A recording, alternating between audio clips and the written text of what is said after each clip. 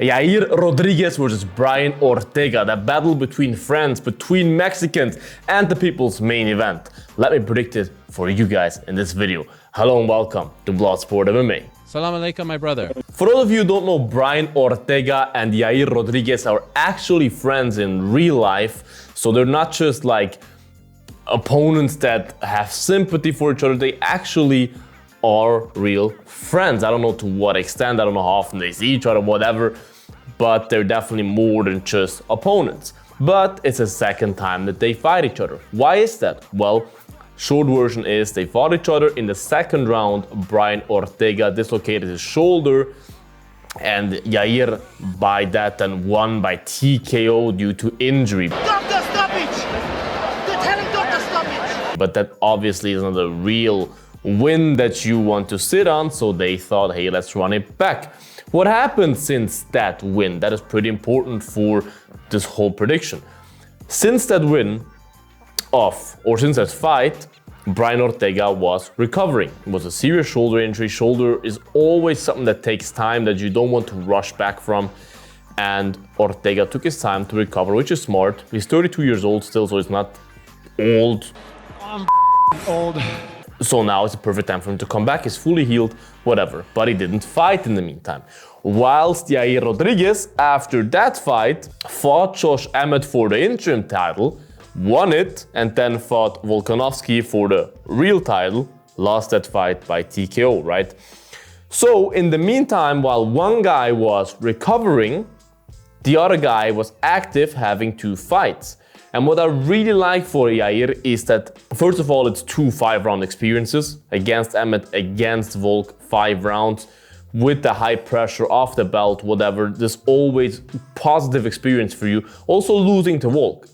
Having, I think, 4 rounds it was with the probably best featherweight of all time is amazingly valuable experience that you take in a fight like that. What I really like for Yair is that the fight against Volk is not like 3 months ago that he got TKO'd. It's quite some time ago, but it's not as long that you could say he has ring rust. It's a perfect time between fights for Yair.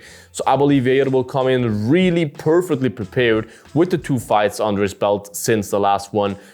Perfectly just perfectly recovered in shape, everything, whilst Ortega, I don't know how long of that time off that he had was focused on recovering and how much of that was really getting back into training camp, whatever. Because I'm never a fan if someone jumps from an injury to a training camp, which I don't believe he did, but still, there was definitely not a lot of experience in the meantime, you know what I mean? A lot of time spent for recovery of a shoulder injury. And even if you look at the first fight, in the first fight, Ortega had some success in the first round. Ortega's not a bad boxer, but you could just see Yair is the better stand-up fighter. Yair had a speed advantage.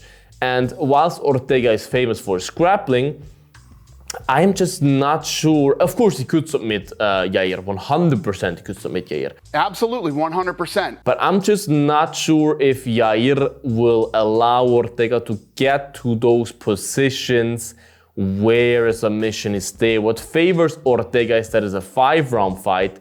And I can tell you, if Ortega sees an opening for submission, if he finds one little opening, he will go for it and he will most definitely catch you with it.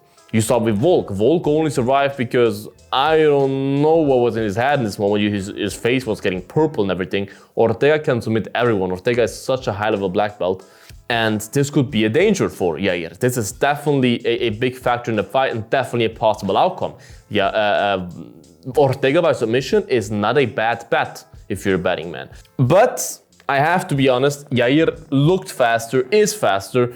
You saw it in the first fight. Yair found success. Great success. Right before that shoulder injury came, Yair really was starting to find success, finding his rhythm, cracking Ortega with some big shots. Ortega is famous for his chin, but you don't want to rely on your chin to win a fight, unless you call it Max Holloway. Both have an incredible experience. I mean, it's a close fight on paper, and that's why it's such a fun fight. That's why I say it's a people's main event. Such a fun fight to watch. It will not end quick. I do believe it will go to the later rounds, but I do believe Yair will just be able to keep the fight standing. If it goes to the ground, he will get up again. He's slick enough for that. And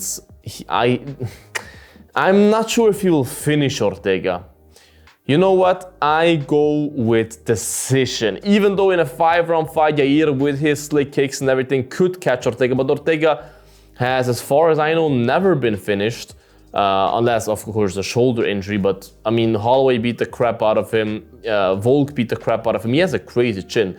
So I think it will look a little bit like the Holloway-Ortega fight, where Yair will pick him apart from the outside and win by a decision. This is my official prediction, guys. Yair Rodriguez by decision with his phenomenal kicks and his nice boxing as well. Keep him in the distance and have a violent, bloody Ortega at the end that got violated by Yair is what I wanted to say, and win a clear decision. What is your prediction? Write in the comments, guys. Would really like to know which side you are picking for that one. Write in the comments, like this video, subscribe to this channel, guys. I'd appreciate that. Check out the Bloodsport merch, bloodshop.net, link in bio. Stay bloody, you guys, and until the next one, bye-bye. Bloodsport out.